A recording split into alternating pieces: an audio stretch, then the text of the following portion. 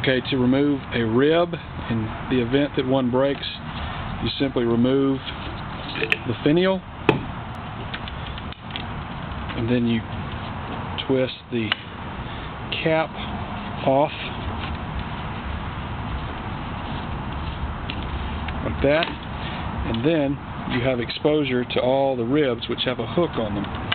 All you got to do then is just raise one of these out, and you see that it's got this hook and a solid thick diameter. It's really not a wire, it's more of a piece of metal that's been bent into a circle and welded, but it's certainly much stronger than a small flimsy piece of wire. So you remove that rib, you get the replacement, you put it in, it hooks down, and then you simply put the cap back on the top.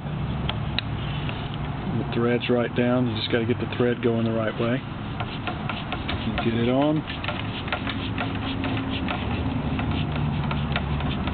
Okay, and then you put the finial back on.